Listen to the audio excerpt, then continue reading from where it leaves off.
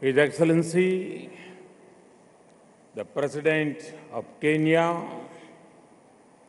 His Excellency, the President of Rwanda, His Excellency, the Prime Minister of Portugal, His Excellency, the Prime Minister of Serbia, His Excellency, the Deputy Prime Minister of Russia, His Excellency, the Deputy Prime Minister of Poland, Governor of Gujarat, the Chief Minister of Gujarat, Ministers, Excellencies, and distinguished dignitaries from India and abroad, captains of business and industry, ladies and gentlemen, Bale Padharo.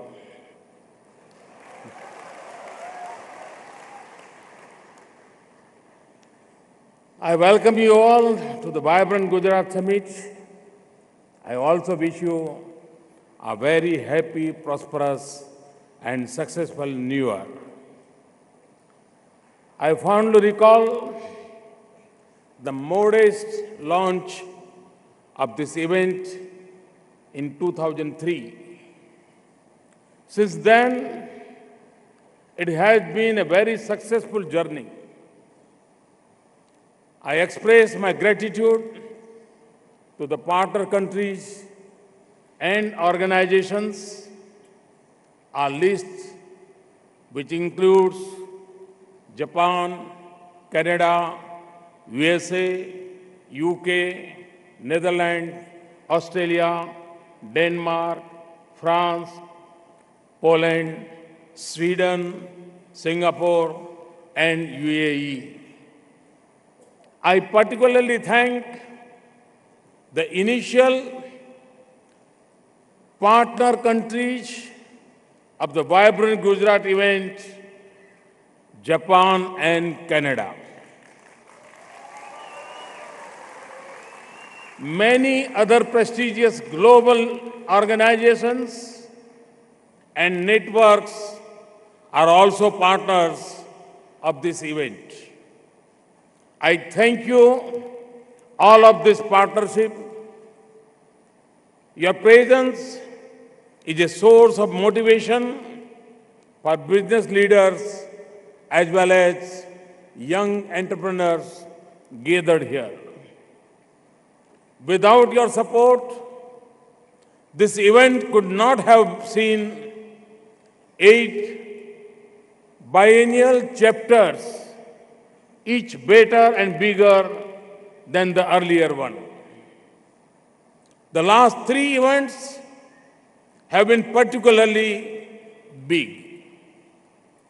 The presence of political and business leaders from more than 100 countries and a large number of organizations from around the world make this a truly global event. I would urge the participants to reach out to each other and to derive the greatest benefit from this summit.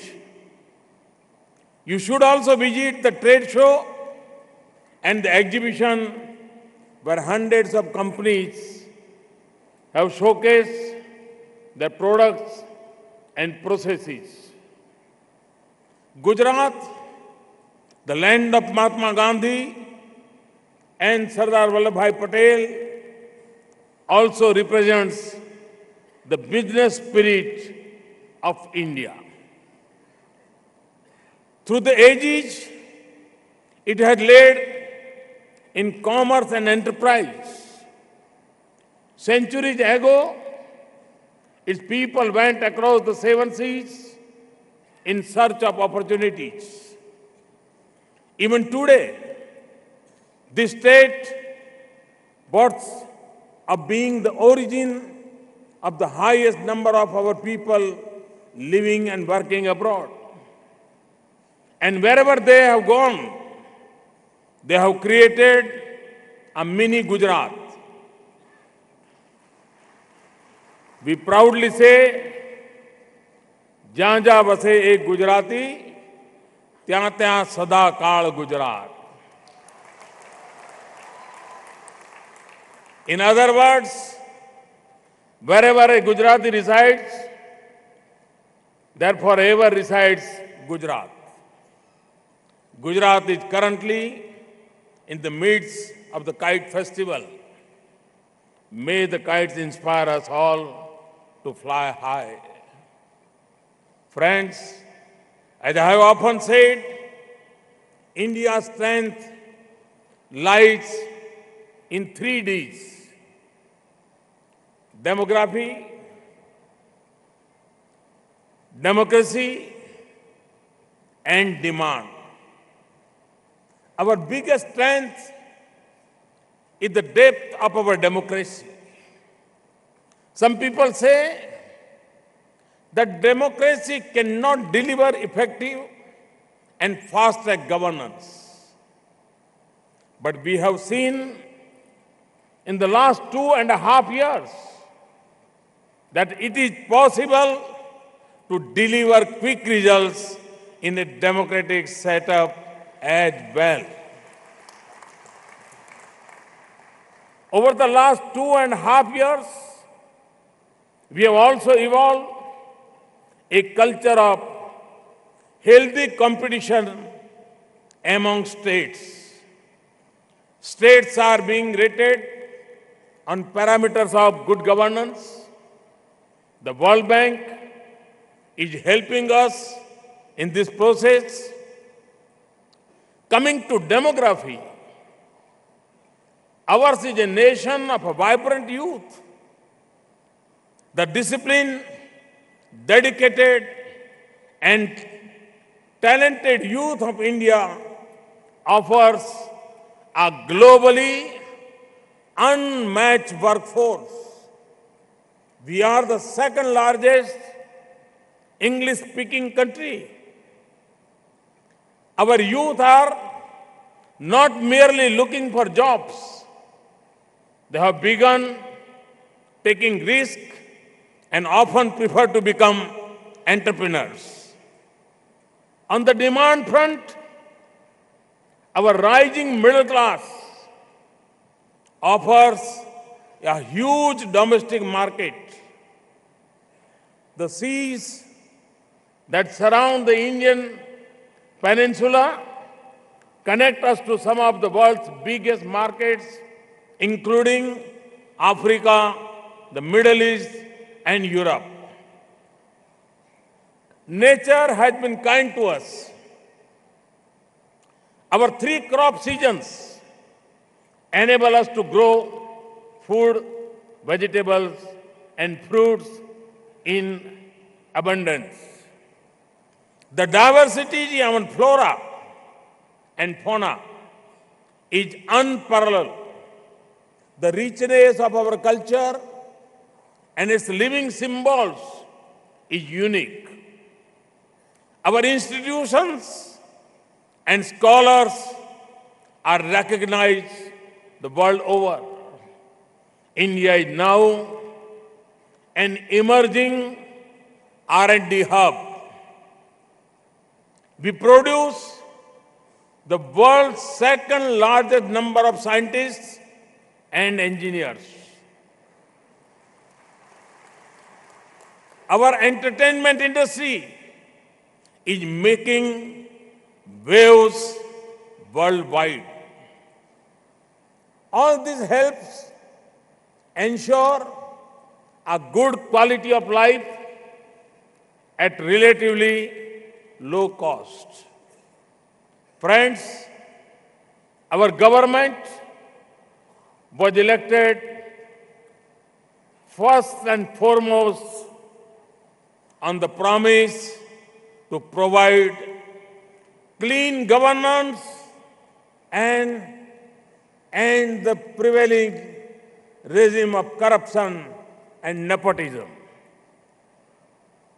It is our vision and mission to bring a paradigm shift in the ways of our polity and economy.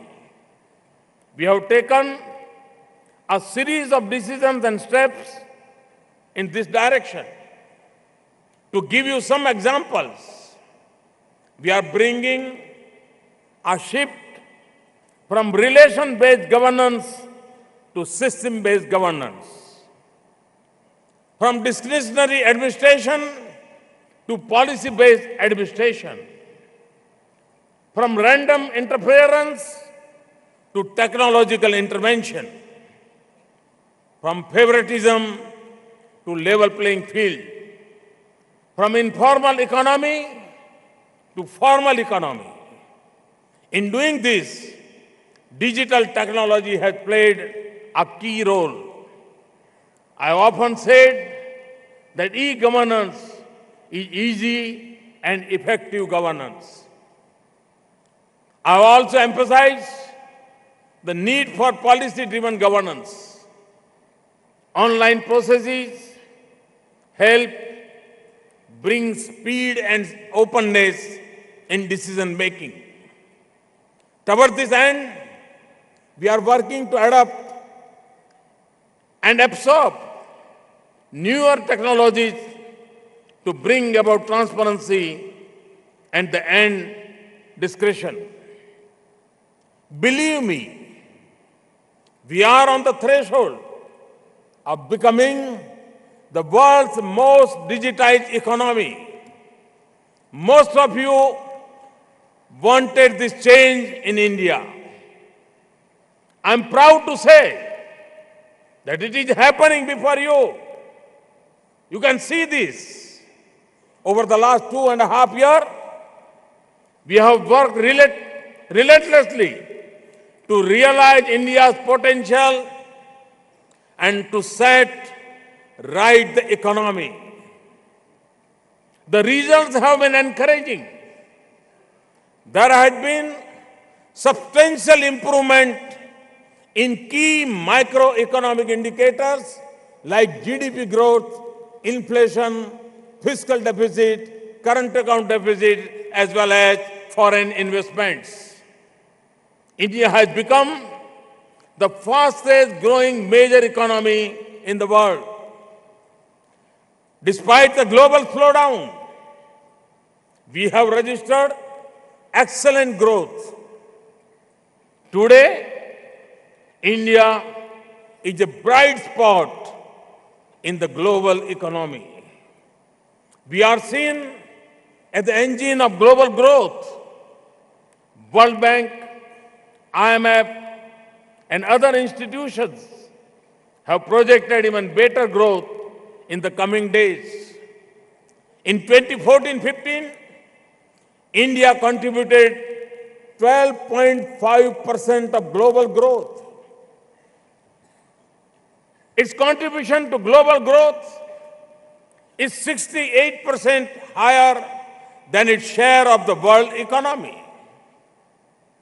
Creating an enabling environment for business and attracting investments is my top priority.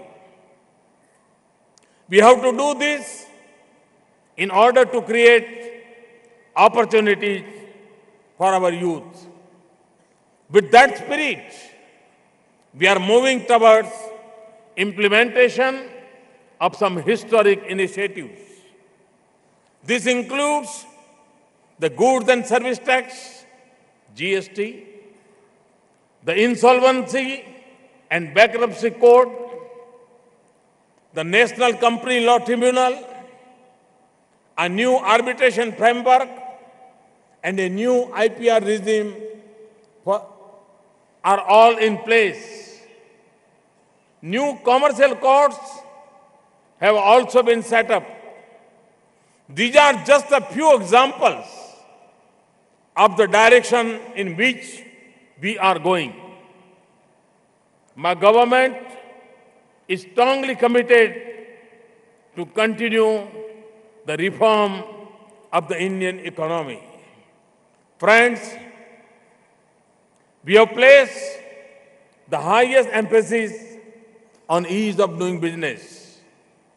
We have taken decisive steps to ease licensing processes and rationalize provisions and procedures relating to clearness, returns and inspections. We are monitoring implementation of hundreds of action points across various sectors aimed at improving the regulatory framework. This is a part of our promise of good governance. The outcomes of our efforts are visible in India's global ranking on various indicators.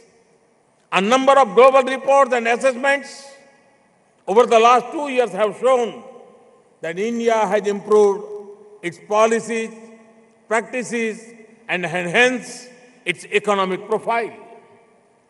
India's rank has improved considerably in the World Bank's Doing Business report. India is ranked third in the list of top prospective host economies for 2016 to 18 in the World Investment Report 2016 released UNCTAD last year. Our rank also improved by 32 points, positions in World Economic Forum's Global Competitiveness Report 2015-16 and 2016-17. We have moved up 16 ranks in the Global Innovation Index 2016 brought out by WIPO and other institutions. We have moved up 19 positions in the World Bank's Logistic Performance Index 2016. You can see that we are moving close to global best practices. Day by day, we are getting more and more integrated with the world. Our confidence has been boosted by the positive impact of our policies and practices. This also gives us the motivation to further simplify our processes to become the easiest place to do business. Every day, we are further rationalizing our policies and procedures to make it simple for businesses to establish and grow. We have liberalized our FDI regime in many sectors and in various ways.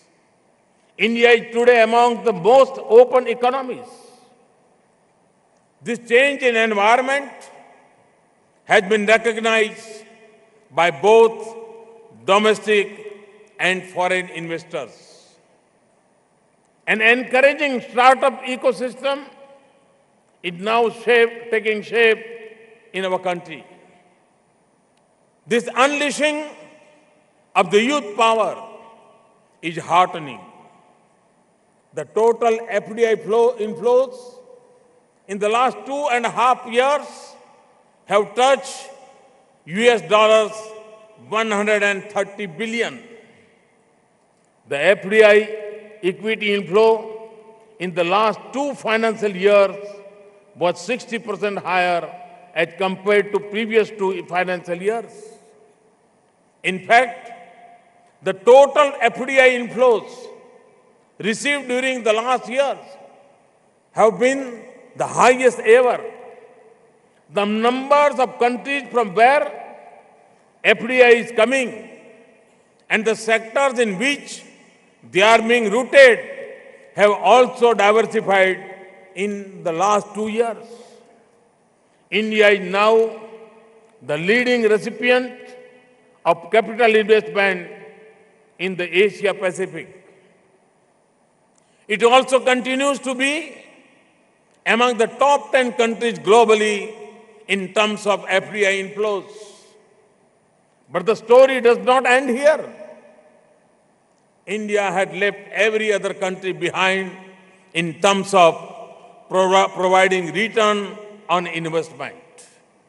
In 2015, India has risen to first position in the baseline profitability index. Friends, Make in India has become the biggest brand that India has ever had. It is directed towards making India a global hub for manufacturing, designing and innovation. मैं साथियों ये अनुभव करता हूं, मैं दुनिया में जहां जहां गया, मैं अगर 5 बार मेक इन इंडिया बोलता था वहां, तो होस्ट कंट्री के leaders 50 bar make in India बोलते थे. एक प्रकार से मेक इन इंडिया ये दुनिया की नजरों में भारत को एक इन्वेस्टमेंट का डेस्टिनेशन बना चुका है. भारत में राज्यों के इनिशिएटिव, केंद्र सरकार का सहयोग, ये संयुक्त प्रयास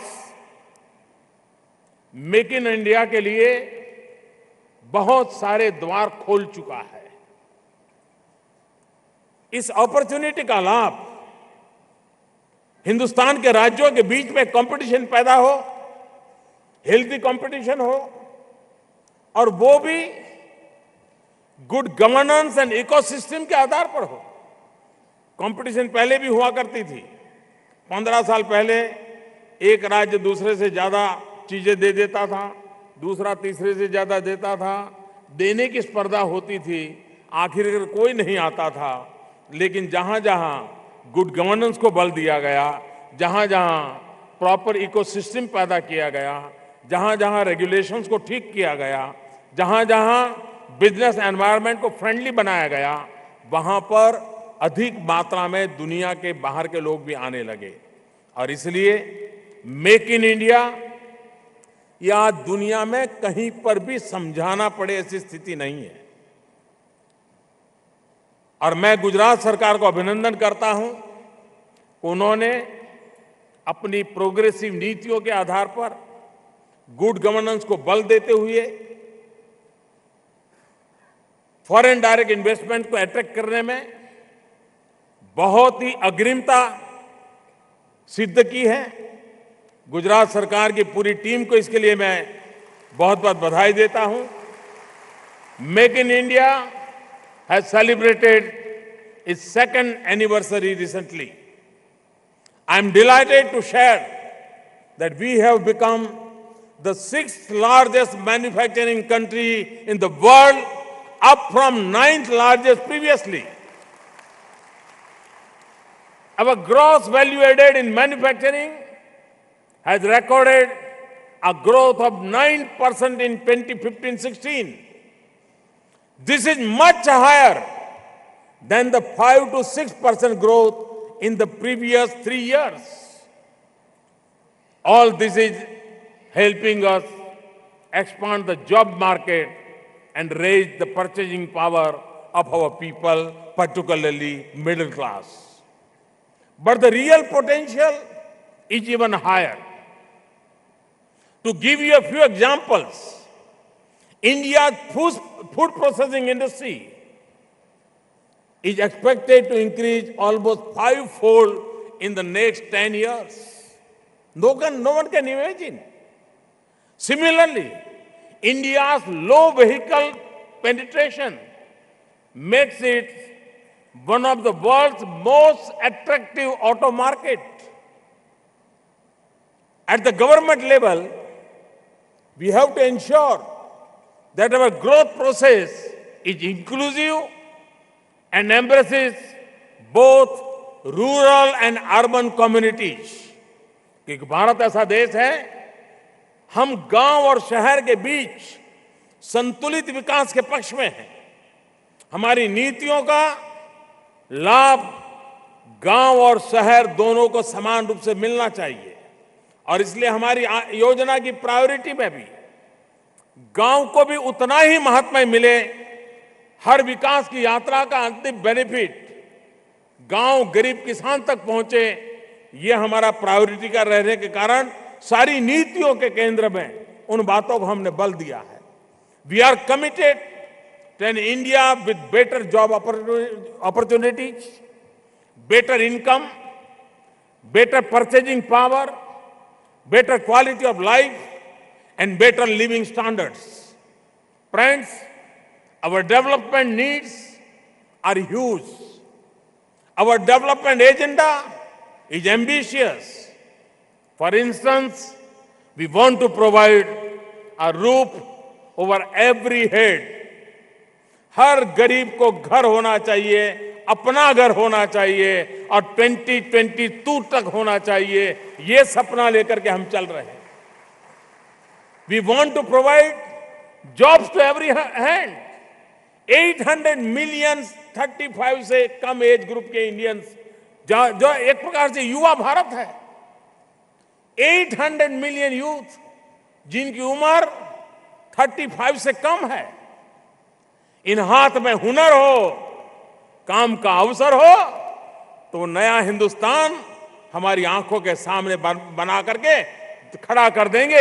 ये विश्वास हिंदुस्तान के नौजवानों के प्रति मेरा है, हम सबका है और हम सबका जिम्मा भी है कि उस अवसर को हम दें और हम अवसर दे सकते हैं। संभावनाएं भरपूर पड़ी है। We want to produce energy that is cleaner.